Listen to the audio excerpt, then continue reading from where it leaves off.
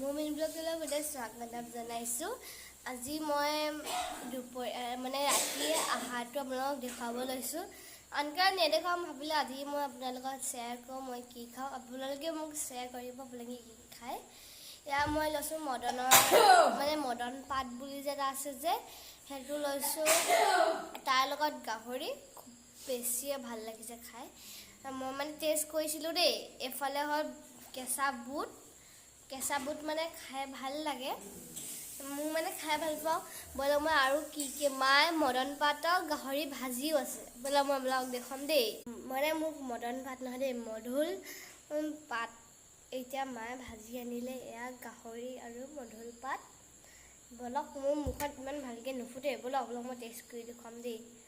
খাই খুব বেছিয়ে ভাল লাগিছে।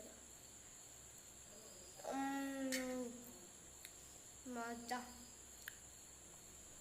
এফালে বুট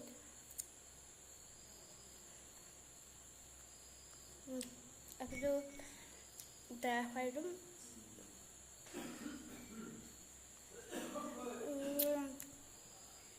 বুট মানে জ্বলা আছে।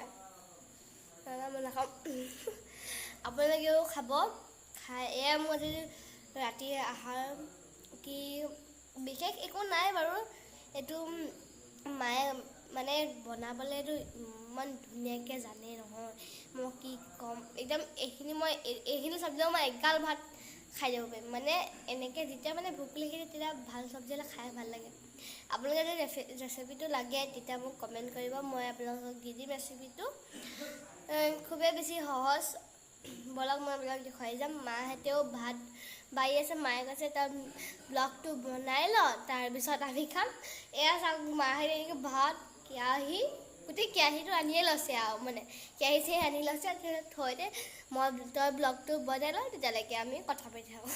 মানে কি ক'ম, খুব বেছিয়ে খাই ভাল লাগিছে। ঠাণ্ডা ঠাণ্ডা পানী কুল গৰম দিনত আপোনালোকে পানী খুব খাব। এই আজি মোৰ দুপৰীয়া আহাৰ মোৰ মুখত আকৌ দুপৰীয়া আহি আছে। ৰাতিৰ আহাৰ এনেকেই খাইছোঁ। এয়াই আৰু খাওঁ দেই। এফালে গাহৰি ভাজি মধুৰ পাতৰ লগত, এফালে গাহৰি মধুৰ পাত জোল, এফালে কেঁচা বুট, এফালে ভাত, ঠাণ্ডা ঠাণ্ডা পানী। এয়াই আৰু আজি ৰাতিৰ আহাৰ। আপোনালোকে যদি মোৰ ব্লগটো ভাল পালে লাইক কমেণ্ট শ্বেয়াৰ ছাবস্ক্ৰাইব কৰি দিব দেই। নেপাহৰিব কিন্তু লাইক কমেণ্ট শ্বেয়াৰ ছাবস্ক্ৰাইব কৰি দিবলৈ।